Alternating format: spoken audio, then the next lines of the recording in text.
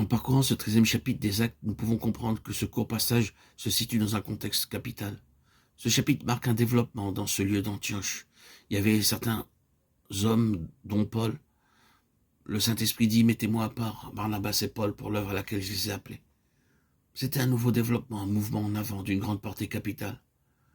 Cependant, dans ce même chapitre, nous voyons une autre crise. C'est une chose inévitable lorsqu'un certain lieu, une grande foule se rassemble, les Juifs refusant d'obéir à la parole, fomentent une révolte. Les apôtres ont fait cette déclaration. C'est à vous, premièrement, que la parole devait être annoncée, mais puisque vous la repoussez et que vous jugez vous-même indigne de la vie éternelle, voici, nous nous tournons vers les païens. Et ils ont cité les prophètes Ésaïe 49:6. À cause de leur autorité, je t'établis pour être la lumière des nations. C'était une période de l'histoire de l'Église, et les Juifs, dans une grande majorité, sont détournés alors que les gentils, les non-juifs y étaient délibérément introduits. C'était parce que les Juifs avaient entendu ces prophètes sabbat après sabbat sans entendre leur voix. Ce n'est pas dans mon intention de parler des prophéties concernant les Juifs, mais ma pensée est la suivante.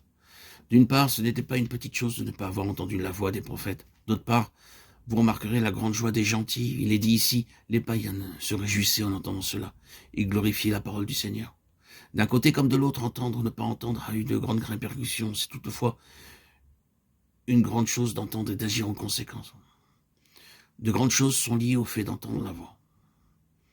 Considérons de plus près cette question de la voix des prophètes. C'est une chose qui revêt une grande importance, car les prophètes ont une grande place dans le Nouveau Testament. Je me demande si vous avez remarqué combien est grande la place qui leur est accordée. Vous n'aurez pas besoin que l'on rappelle que les évangiles mentionnent les grands prophètes, comme on les appelle, afin que s'accomplisse ce qui avait été annoncé par les prophètes. Combien de fois cette déclaration se rencontre dans les évangiles? On le constate depuis la naissance du Seigneur Jésus, et sur ce plan-là seulement, et en diverses occasions, les principaux prophètes sont mentionnés. Mais quand vous allez des évangiles aux actes et aux épîtres, vous êtes dans ce que l'on appelle communément les petits prophètes. Non parce que leurs écrits ont moins de valeur que ceux des autres prophètes, mais parce qu'ils sont moins volumineux. Il est significatif de remarquer que ces petits prophètes soient aussi souvent cités dans le Nouveau Testament. Ils le sont une quinzaine de fois. À partir de ces considérations d'ordre général, nous pouvons faire deux remarques. La première concerne les prophètes eux-mêmes. Pourquoi ont-ils une aussi grande place dans le Nouveau Testament? La réponse à cette question peut en introduire une autre. Que signifient ces prophètes? Ce sont des voyants. 1 Samuel 9:9. Ce sont les hommes qui voient, et en voyant, ils sont les yeux pour le peuple de Dieu. Ce sont des hommes de vision. Et leur si grande place dans le Nouveau Testament signifie donc combien grande et importante est aussi la vision spirituelle pour le peuple de Dieu dans cette dispensation.